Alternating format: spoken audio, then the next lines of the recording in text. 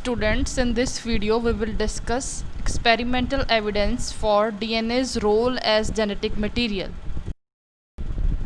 So there are basically two experiments that are discussed under this heading. First one is Griffiths and Avery's transformation experiments. Second one is bacteriophage experiment, also known as Hershey and Chase experiment.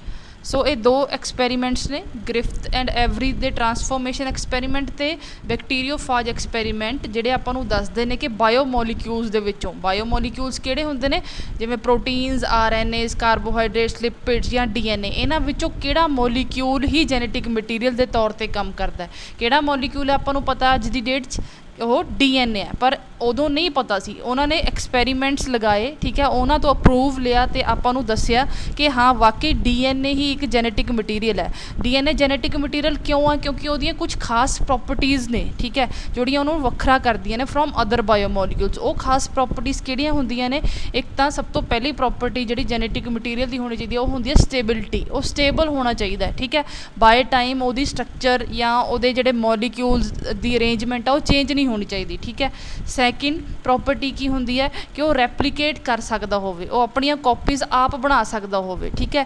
Third property ਕੀ ਹੁੰਦੀ ਹੈ ਕਿ ਜਦੋਂ ਵੀ ਲੋੜ ਹੋਵੇ ਉਹ ਆਪਣੇ ਆਪ ਨੂੰ ਐਕਸਪ੍ਰੈਸ ਕਰ ਸਕਦਾ ਹੋਵੇ। ਜਿੱਦਾਂ ਜੀਨਸ ਨੇ, ਜੀਨਸ ਦੀ ਵੇਰੀਅਸ ਫੰਕਸ਼ਨ ਦੇ ਵਿੱਚ ਰੋਲ ਹੁੰਦਾ, ਠੀਕ ਹੈ, ਬੋਡੀ ਦੇ ਪਰਫੋਰਮ ਕਰਨ 'ਚ, ਤਾਂ ਜਦੋਂ ਵੀ ਉਹਨਾਂ ਦਾ ਰੋਲ ਹੁੰਦਾ ਉਦੋਂ ਹੀ ਐਕਸਪ੍ਰੈਸ ਕਰਦੇ ਨੇ ਉਹ, ਠੀਕ ਹੈ। ਇਮੀਡੀਏਟਲੀ ਆਪਾਂ ਨੂੰ ਪ੍ਰੋਟੀਨਸ ਦਿੰਦੇ ਨੇ ਜਿਹੜੇ ਆਪਾਂ ਨੂੰ ਹੈਲਪ ਕਰਦੇ ਨੇ ਫਰਦਰ ਪਰਫੋਰਮਿੰਗ ਅਦਰ ਫੰਕਸ਼ਨਸ। ਅਤੇ ਜਿਹੜੀ ਫੋਰਥ ਮੇਜਰ ਪ੍ਰੋਪਰਟੀ ਹੁੰਦੀ ਹੈ ਜਿਹਦੇ ਬੇਸ 'ਤੇ ਇਹ ਦੋਨੋਂ ਐਕਸਪੈਰੀਮੈਂਟ ਪਰਫੋਰਮ ਕੀਤੇ ਗਏ ਸੀ, ਉਹ ਕਿਹੜੀ ਹੁੰਦੀ ਹੈ ਜੈਨੇਟਿਕ ਮਟੀਰੀਅਲ ਦੀ, ਕਿ ਉਹਦੇ ਜਿਹੜੇ ਮੋਲੀਕਿਊਲਸ ਹੈ, ਠੀਕ ਹੈ, ਜਿਹੜਾ DNA ਹੈ ਉਹ ਆਫਸਪ੍ਰਿੰਗ ਤੱਕ ਜਾਂਦਾ ਫਰੋਮ ਪੇਰੈਂਟਸ, ਠੀਕ ਹੈ, ਅਤੇ ਉਹਦੀ ਜਿਹੜੀ ਸਟਰਕਚਰ ਹੈ, ਠੀਕ ਹੈ, ਜਾਂ ਜਿਹੜਾ ਉਹਦਾ ਪ੍ਰਪੋਰਸ਼ਨ ਹੈ ਜਾਂ ਉਹਦੇ 'ਚ ਜਿਹੜਾ ਉਹਦਾ ਸੈਟਅਪ ਹੈ, ਠੀਕ ਹੈ, ਉਹ ਚੇਂਜ ਨਹੀਂ ਹੁੰਦਾ, ਠੀਕ ਹੈ। ਐਜ਼ ਸੱਚ ਜੈਨੇਟਿਕ ਮਟੀਰੀਅਲ ਪਾਸ ਔਨ ਹੁੰਦਾ ਫਰੋਮ ਪੇਰੈਂਟਸ ਟੂ ਦੀ ਆਫਸਪ੍ਰਿੰਗ ਜਾਂ ਫਰੋਮ ਵਨ ਔਰਗੈਨਿਜ਼ਮ ਟੂ ਅਦਰ, ਜੋ ਕਿ ਇੱਕ ਮੇਜਰ ਪ੍ਰੋਪਰਟੀ ਹੈ ਕਿਸੇ ਵੀ ਜਿਹੜਾ ਮੋਲੀਕਿਊਲ ਆ ਉਹਦੇ ਜੈਨੇਟਿਕ ਮਟੀਰੀਅਲ ਬਣਨ ਦੇ ਲਈ, ਠੀਕ ਹੈ। ਸੋ ਇਹ ਦੋਨੋਂ ਐਕਸਪੈਰੀਮੈਂਟ ਦੇ ਵਿੱਚ ਉਹੀ ਚੌਥੀ ਪ੍ਰੋਪਰਟੀ ਕਿ ਉਹ ਇੱਕ ਔਰਗੈਨਿਜ਼ਮ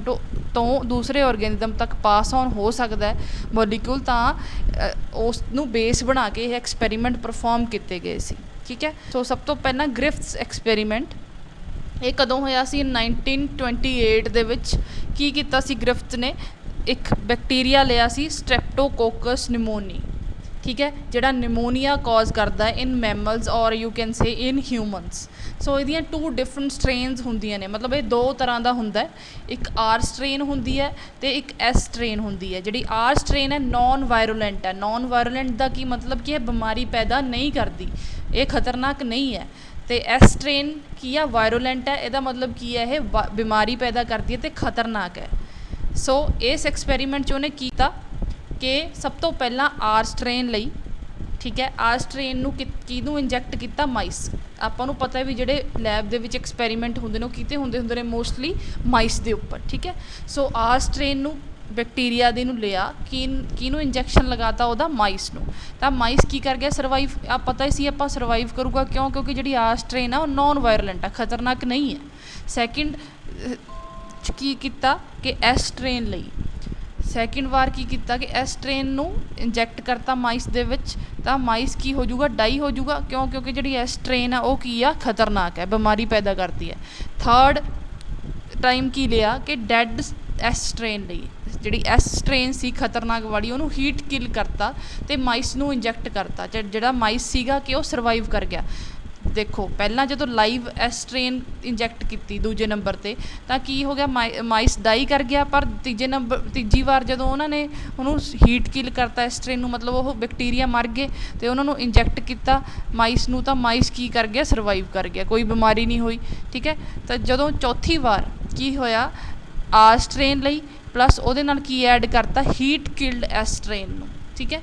ਉਹ ਦੋਨਾਂ ਦਾ ਕੰਬੀਨੇਸ਼ਨ ਬਣਾ ਲਿਆ ਅਤੇ ਇੰਜੈਕਟ ਕਰਤਾ ਮਾਈਸ ਦੇ ਅੰਦਰ। ਮਾਈਸ ਕੀ ਹੋ ਗਿਆ? ਡਾਈ। ਜਦ ਕਿ ਦੇਖੋ R ਸਟ੍ਰੇਨ ਵੀ ਖਤਰਨਾਕ ਨਹੀਂ ਹੈ ਅਤੇ ਹੀਟ ਕਿਲਡ S ਸਟ੍ਰੇਨ ਵੀ ਖਤਰਨਾਕ ਨਹੀਂ ਹੈ, ਠੀਕ ਹੈ। ਆਪਾਂ ਦੋਨੇ ਦੇਖ ਚੁੱਕੇ ਹਾਂ ਕਿ ਮਾਈਸ ਸਰਵਾਈਵ ਕੀਤਾ ਜਦੋਂ ਦੋਨੋਂ ਅਲੱਗ-ਅਲੱਗ ਇੰਜੈਕਟ ਕੀਤੀਆਂ। ਪਰ ਇੱਥੇ ਕੀ ਹੋ ਗਿਆ? ਉਲਟਾ ਹੋ ਗਿਆ ਅਸਰ, ਠੀਕ ਹੈ। ਮਾਈਸ ਕੀ ਹੋ ਗਿਆ? ਡਾਈ ਹੋ ਗਿਆ, ਠੀਕ ਹੈ, ਉਹ ਮਰ ਗਿਆ।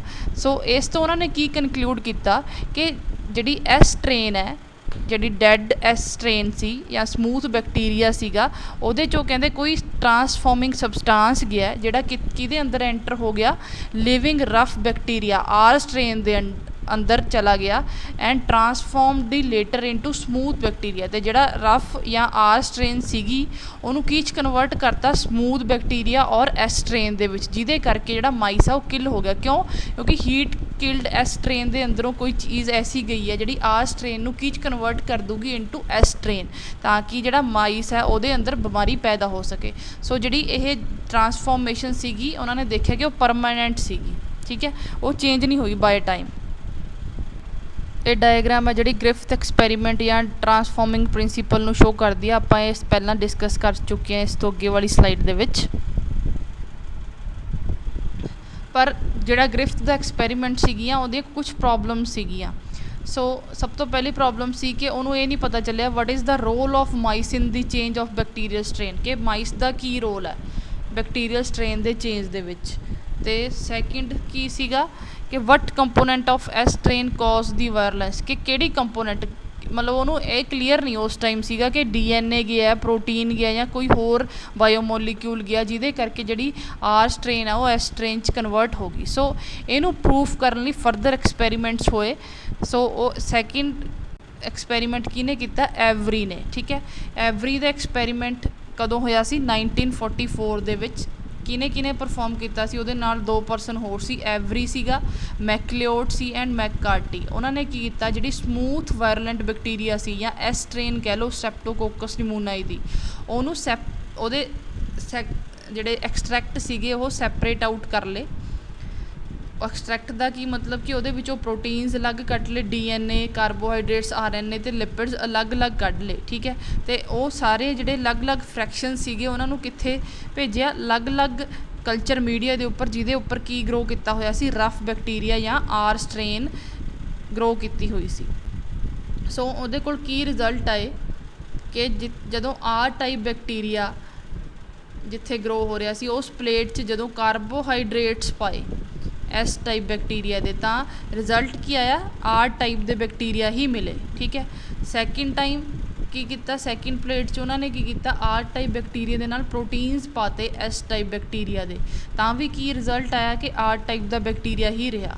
ਜਦੋਂ ਆਰ ਟਾਈਪ ਬੈਕਟੀਰੀਆ ਦੇ ਨਾਲ ਤੀਜੀ ਪਲੇਟ ਦੇ ਵਿੱਚ DNA ਪਾਇਆ ਐਸ ਟਾਈਪ ਬੈਕਟੀਰੀਆ ਦਾ, ਤਾਂ ਰਿਜ਼ਲਟ ਕੀ ਆਇਆ, ਐਸ ਟਾਈਪ ਬੈਕਟੀਰੀਆ 'ਚ ਕਨਵਰਟ ਹੋ ਗਿਆ ਆਰ ਟਾਈਪ ਬੈਕਟੀਰੀਆ, ਠੀਕ ਹੈ। ਅਤੇ ਚੌਥੀ ਪਲੇਟ 'ਚ ਕੀ ਕੀਤਾ, ਆਰ ਟਾਈਪ ਬੈਕਟੀਰੀਆ ਦੇ ਨਾਲ ਲਿਪਿਡਸ ਨੂੰ ਐਡ ਕੀਤਾ ਐਸ ਟਾਈਪ ਬੈਕਟੀਰੀਆ ਦੇ, ਤਾਂ ਰਿਜ਼ਲਟ ਕੀ ਆਇਆ, R type bacteria R type ਹੀ ਰਿਹਾ, ਕੋਈ ਕਨਵਰਜਨ ਨਹੀਂ ਹੋਈ। ਅਤੇ ਫਿਫਥ ਪਲੇਟ ਦੇ ਵਿੱਚ ਕੀ ਕੀਤਾ ਉਹਨਾਂ ਨੇ, ਆਰ ਟਾਈਪ ਬੈਕਟੀਰੀਆ ਦੇ ਨਾਲ RNA ਐਡ ਕੀਤਾ ਐਸ ਟਾਈਪ ਬੈਕਟੀਰੀਆ ਦਾ, ਤਾਂ ਉਹਦਾ ਵੀ ਰਿਜ਼ਲਟ ਸੇਮ ਹੀ ਰਿਹਾ ਕਿ ਆਰ ਟਾਈਪ ਬੈਕਟੀਰੀਆ ਹੀ ਰਿਹਾ, ਕੋਈ ਟਰਾਂਸਫੋਰਮੇਸ਼ਨ ਨਹੀਂ ਹੋਈ। ਟਰਾਂਸਫੋਰਮੇਸ਼ਨ ਕਿਸ ਕੇਸ 'ਚ ਹੋਈ, ਸਿਰਫ ਜਿੱਥੇ ਆਪਾਂ ਆਰ ਟਾਈਪ ਬੈਕਟੀਰੀਆ ਦੇ ਨਾਲ DNA ਐਡ ਕੀਤਾ ਸੀ ਐਸ ਟਾਈਪ ਬੈਕਟੀਰੀਆ ਦਾ, ਠੀਕ ਹੈ। ਕਿ ਜਿਹੜਾ ਆਰ ਟਾਈਪ ਬੈਕਟੀਰੀਆ ਸੀ ਐਸ ਟਾਈਪ ਬੈਕਟੀਰੀਆ 'ਚ ਕਨਵਰਟ ਹੋ ਗਿਆ, ਤਾਂ ਇਸ ਤੋਂ ਕੀ ਸਾਬਿਤ ਹੋ ਗਿਆ ਕਿ ਜੈਨੇਟਿਕ ਮਟੀਰੀਅਲ ਜਾਂ ਟਰਾਂਸਫਾਰਮਿੰਗ ਏਜੰਟ ਕੀ ਸੀਗਾ, DNA ਸੀਗਾ, ਹੋਰ ਕੋਈ ਵੀ ਬਾਇਓਮੋਲੀਕਿਊਲ ਐਜ਼ ਆ ਜੈਨੇਟਿਕ ਔਰ ਟਰਾਂਸਫਾਰਮਿੰਗ ਏਜੰਟ ਕੰਮ ਨਹੀਂ ਕਰ ਸਕਦਾ। ਇਹ ਡਾਇਗਰਾਮੈਟਿਕ ਰਿਪਰੈਜ਼ੈਂਟੇਸ਼ਨ ਹੈ ਜਿਹੜੇ ਆਪਾਂ ਪਿੱਛੇ ਡਿਸਕਸ ਕਰਕੇ ਹਟੇ ਹਾਂ ਕਿ ਐਸ ਸਟ੍ਰੇਨ ਦੇ ਵਿੱਚੋਂ ਕਿਹੜੀਆਂ ਫਰੈਕਸ਼ਨਸ ਕੱਢੀਆਂ, ਠੀਕ ਹੈ। ਫਿਰ ਉਹਨਾਂ ਨੂੰ ਆਪਾਂ ਆਰ ਸਟ੍ਰੇਨ ਦੇ ਨਾਲ ਗਰੋ ਕੀਤਾ ਅਤੇ ਕਿਹੜੇ ਕੇਸ ਦੇ ਵਿੱਚ ਆਰ ਸਟ੍ਰੇਨ ਦੀ ਕਨਵਰਜ਼ਨ ਹੋਈ ਅਤੇ ਕਿਹੜੇ ਕੇਸ ਦੇ ਵਿੱਚ ਆਰ ਸਟ੍ਰੇਨ ਐਸ ਸੱਚ ਰਹੀ, ਠੀਕ ਹੈ। ਇਹ ਸਾਰਾ ਸੇਮ ਹੀ ਹੈ ਜੋ ਆਪਾਂ ਪਹਿਲਾਂ ਡਿਸਕਸ ਕਰ ਚੁੱਕੇ ਹਾਂ। Next is the bacteriophage experiment. ਇਹ ਐਕਸਪੈਰੀਮੈਂਟ ਵੀ ਆਪਾਂ ਨੂੰ ਪ੍ਰੂਵ ਦਿੰਦਾ ਕਿ DNA ਹੀ ਜੈਨੇਟਿਕ ਮਟੀਰੀਅਲ ਹੈ। ਇਹ ਵੈਰੀ ਇੰਪੋਰਟੈਂਟ ਟੋਪਿਕ ਹੈ from the final examination point of view. So ਇਹਨੂੰ ਕੇਅਰਫੁਲੀ ਨੋਟ ਕਰਿਓ ਅਤੇ ਲਿਸਨ ਕਰਿਓ, ਠੀਕ ਹੈ। ਇਹ ਕਿਹਨੇ ਪਰਫੋਰਮ ਕੀਤਾ ਸੀ ਅਤੇ ਕਦੋਂ ਪਰਫੋਰਮ ਕੀਤਾ ਸੀ bacteriophage experiment, Alfred D Hershey and Martha Chase ਨੇ 1952 'ਚ ਐਕਸਪੈਰੀਮੈਂਟ ਪਰਫੋਰਮ ਕੀਤਾ ਸੀ। ਕਿਹਦੇ ਉੱਪਰ, ਬੈਕਟੀਰੀਅਮ ਲਿਆ ਸੀ ਉਹਨਾਂ ਨੇ, ਐਸ਼ੀਰੀਆ ਕੋਲਾਈ ਐਂਡ ਬੈਕਟੀਰੀਓਫਾਜ T2।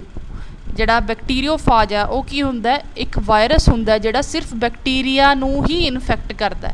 ਸੋ ਇਹ ਕਿਹੜੇ ਬੈਕਟੀਰੀਆ ਨੂੰ ਇਨਫੈਕਟ ਕਰੂਗਾ, ਐਸਚੀਰੀਆ ਕੋਲਾਈ ਨੂੰ, ਜਾਂ ਇਹਦਾ ਕਾਮਨ ਨੇਮ ਆਪਾਂ ਈਕੋਲਾਈ ਵੀ ਕਹਿੰਦੇ ਆ, ਉਹਨੂੰ ਇਨਫੈਕਟ ਕਰੂਗਾ ਬੈਕਟੀਰੀਓਫਾਜ T2। ਸੋ ਜਿਹੜੀ ਇਹਦੀ ਮੇਨ ਸਟਰਕਚਰ ਹੁੰਦੀ ਹੈ, ਇਹਦੇ ਕੋਲ ਕੀ ਹੁੰਦਾ, DNA ਕੋਰ ਹੁੰਦਾ ਅਤੇ ਸਿਰਫ ਪ੍ਰੋਟੀਨ ਕੋਟ ਹੁੰਦਾ, ਠੀਕ ਹੈ। ਅਤੇ ਜਦੋਂ ਪ੍ਰੋਟੀਨ ਕੋਟ ਬੈਕਟੀਰੀਆ ਦੇ ਇਨ ਕੰਟੈਕਟ ਆਉਂਦਾ ਹੈ, ਠੀਕ ਹੈ, ਜਾਂ ਕਹਿ ਲਓ ਜਿਹੜਾ ਵਾਇਰਸ ਹੈ ਇਹ ਬੈਕਟੀਰੀਆ ਦੇ ਇਨ ਕੰਟੈਕਟ ਆਉਂਦਾ ਹੈ, ਤਾਂ ਸਿਰਫ DNA ਹੀ ਅੰਦਰ ਐਂਟਰ ਹੁੰਦਾ ਹੈ ਬੈਕਟੀਰੀਅਮ ਦੇ, ਅਤੇ ਪ੍ਰੋਟੀਨ ਕੋਟ ਬਾਹਰ ਰਹਿ ਜਾਂਦਾ, ਠੀਕ ਹੈ। ਸੋ ਇਹਨੂੰ ਉਹ ਕਨਫਰਮ ਕਰਨਾ ਚਾਹੁੰਦੇ ਸੀਗੇ ਕਿ ਵਾਕਈ ਇੱਦਾਂ ਹੁੰਦਾ ਕਿ DNA ਹੀ ਜਾਂਦਾ ਫਰੋਮ ਬੈਕਟੀਰੀਅਮ, ਫਰੋਮ ਬੈਕਟੀਰੀਓਫਾਜ ਟੂ ਬੈਕਟੀਰੀਅਮ, ਔਰ ਇਟ ਇਜ਼ ਨੋਟ, ਠੀਕ ਹੈ। ਸੋ ਇਹਨੂੰ ਉਹਨਾਂ ਨੇ ਪ੍ਰੂਫ ਕਰਨ ਲਈ ਕੀ ਕੀਤਾ, ਦੋ ਰੇਡੀਓ ਐਕਟਿਵ ਆਈਸੋਟੋਪਸ ਲਏ, ਅਲੱਗ-ਅਲੱਗ ਚੀਜ਼ਾਂ ਨੂੰ ਲੇਬਲ ਕਰਨ ਲਈ DNA ਅਤੇ ਪ੍ਰੋਟੀਨ ਨੂੰ। ਸਭ ਤੋਂ ਪਹਿਲਾਂ ਉਹਨਾਂ ਨੇ ਕੀ ਕੀਤਾ, ਜਿਹੜਾ T2 ਫਾਜ ਸੀ ਉਹਦੇ ਵਿੱਚ ਸਲਫਰ ਵਾਲਾ ਰੇਡੀਓ ਐਕਟਿਵ ਸਬਸਟਾਂਸ ਐਡ ਕੀਤਾ। ਕਿਉਂਕਿ ਜਿਹੜਾ ਸਲਫਰ ਆ ਉਹ ਪ੍ਰੋਟੀਨ ਕੋਟ ਦੇ ਵਿੱਚ ਹੀ ਇਨਕੋਪੋਰੇਟ ਹੋ ਸਕਦਾ, ਠੀਕ ਹੈ, ਤਾਂ ਕਿ ਆਪਾਂ ਨੂੰ ਪਤਾ ਲੱਗ ਸਕੇ ਵੀ ਪ੍ਰੋਟੀਨ ਕੋਟ ਬੈਕਟੀਰੀਆ ਦੇ ਅੰਦਰ ਜਾਂਦਾ ਹੈ ਕਿ DNA ਜਾਂਦਾ, ਠੀਕ ਹੈ। ਸੋ ਉਹਨਾਂ ਨੇ ਜਦੋਂ ਸਭ ਤੋਂ ਪਹਿਲਾਂ ਐਕਸਪੈਰੀਮੈਂਟ ਕੀਤਾ ਤਾਂ T2 ਫਾਜ ਨੂੰ ਕੀ ਗਰੋ ਕਰਾਇਆ ਉਸ ਕਲਚਰ ਮੀਡੀਆ ਦੇ ਵਿੱਚ ਜਿੱਥੇ ਰੇਡੀਓ ਐਕਟਿਵ ਸਲਫਰ ਪਿਆ ਸੀ S35, ਤਾਂ ਕਿ ਪ੍ਰੋਟੀਨ ਕੋਟ 'ਚ ਸਲਫਰ ਚਲਾ ਜਾਵੇ ਰੇਡੀਓ ਐਕਟਿਵ, ਠੀਕ ਹੈ, ਤਾਂ ਕਿ ਆਪਾਂ ਈਜ਼ੀਲੀ ਡਿਟੈਕਟ ਕਰ ਸਕੀਏ ਕਿ ਪ੍ਰੋਟੀਨ ਕੋਟ ਕਿੱਥੇ ਪਿਆ, ਠੀਕ ਹੈ। ਅਤੇ ਜਦੋਂ ਉਹ ਪ੍ਰੋਟੀਨ ਕੋਟ ਦੇ ਅੰਦਰ ਚਲਿਆ ਗਿਆ ਰੇਡੀਓ ਐਕਟਿਵ ਸਲਫਰ, ਤਾਂ ਉਹਨਾਂ ਨੂੰ ਇਨਫੈਕਟ ਕਰਵਾਇਆ ਫਰੈਸ਼ ਬੈਕਟੀਰੀਆ ਦੇ ਉੱਪਰ, ਠੀਕ ਹੈ। ਅਤੇ ਜਦੋਂ ਉਹਨਾਂ ਨੇ ਉਸ ਨੂੰ ਸੈਪਰੇਟ ਆਊਟ ਕੀਤਾ ਬਾਏ ਸੈਂਟਰੀਫਿਊਗੇਸ਼ਨ, ਠੀਕ ਹੈ, ਸੈਂਟਰੀਫਿਊਗੇਸ਼ਨ ਨਾਲ ਜਦੋਂ ਸੈਪਰੇਟ ਆਊਟ ਕਰਨ ਦੀ ਕੋਸ਼ਿਸ਼ ਕੀਤੀ ਕਿ ਬੈਕਟੀਰੀਓਫਾਈਜ ਅਤੇ ਬੈਕਟੀਰੀਅਲ ਸੈੱਲ ਨੂੰ ਦੇਖੀਏ ਸੈਪਰੇਟ ਆਊਟ ਕਰਕੇ, ਤਾਂ ਉਹਨਾਂ ਨੇ ਕੀ ਪਾਇਆ ਕਿ ਜਿਹੜਾ ਸੁਪਰਨੇਟੈਂਟ ਸੀ ਉਹਦੇ ਵਿੱਚ ਕੀ ਆਏ ਸੀ, ਰੇਡੀਓ ਐਕਟੀਵਿਟੀ ਆਈ ਸੀ, ਅਤੇ ਜਿਹੜਾ ਥੱਲੇ ਬੈਕਟੀਰੀਆ ਬੈਠ ਗਏ ਸੀ ਉਹਨਾਂ ਦੇ ਵਿੱਚ ਕੋਈ ਰੇਡੀਓ ਐਕਟੀਵਿਟੀ ਨਹੀਂ ਆਈ।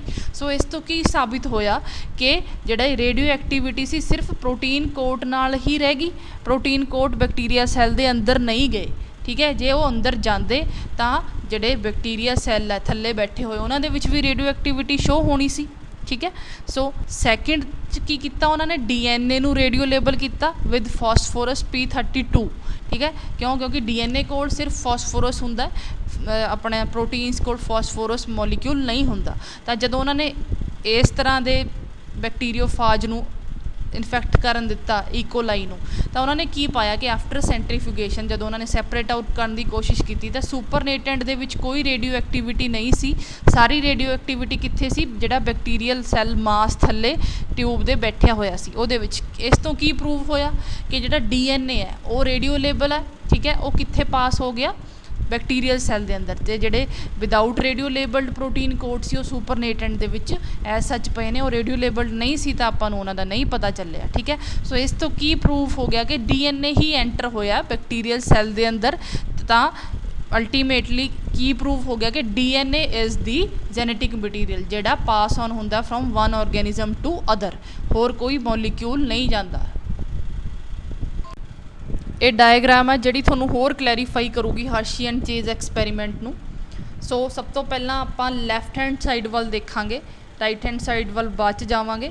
ਲੈਫਟ ਹੈਂਡ ਸਾਈਡ 'ਤੇ ਆਪਾਂ ਪਹਿਲਾਂ ਜਿਹੜੀ ਗੱਲ ਕੀਤੀ ਸੀ ਕਿ ਪ੍ਰੋਟੀਨ ਕੈਪਸੂਲ ਰੇਡੀਓ ਲੇਬਲ ਕੀਤਾ ਸੀ ਜਾਂ ਪ੍ਰੋਟੀਨ ਕੋਡ ਰੇਡੀਓ ਲੇਬਲ ਕੀਤਾ ਸੀ S35 ਦੇ ਨਾਲ, ਠੀਕ ਹੈ। ਤਾਂ ਉਹਨੂੰ ਆਪਾਂ ਰੈੱਡ ਕਲਰ ਦੇ ਨਾਲ ਸ਼ੋਅ ਕਰਤਾ। ਟੌਪ 'ਤੇ ਦੇਖੋ ਰੈੱਡ ਕਲਰ ਦਾ ਬੈਕਟੀਰੀਓਫਾਜ ਪਿਆ ਅਤੇ ਉਹਦੇ ਜਿਹੜਾ ਹੈੱਡ ਹੈ ਉਹਦੇ ਵਿੱਚ ਬਲੈਕ ਕਲਰ ਦਾ ਤੁਹਾਨੂੰ DNA ਨਜ਼ਰ ਆ ਰਿਹਾ ਹੋਊਗਾ।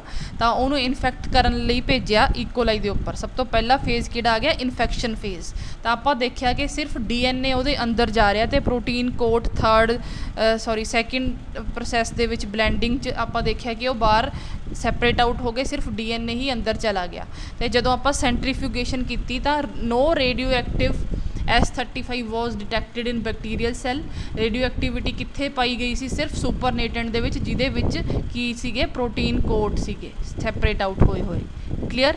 ਅਤੇ ਰਾਈਟ ਹੈਂਡ ਸਾਈਡ 'ਤੇ ਆਪਾਂ ਦੇਖ ਰਹੇ ਹਾਂ ਕਿ ਜਿਹੜਾ ਬੈਕਟੀਰੀਓਫਾਜ ਦਾ ਪ੍ਰੋਟੀਨ ਕੋਟ ਆ ਉਹ ਬਲੈਕ ਕਲਰ ਨਾਲ ਸ਼ੋਅ ਕੀਤਾ ਗਿਆ ਅਤੇ ਜਿਹੜਾ DNA ਆ ਉਹ ਰੈੱਡ ਕਲਰ ਨਾਲ ਸ਼ੋਅ ਕੀਤਾ ਗਿਆ। ਉਹਦਾ ਮਤਲਬ ਕੀ ਹੈ, DNA ਰੇਡੀਓ ਐਕਟਿਵਲੀ ਲੇਬਲਡ ਆ ਵਿਦ ਫਾਸਫੋਰਸ 32।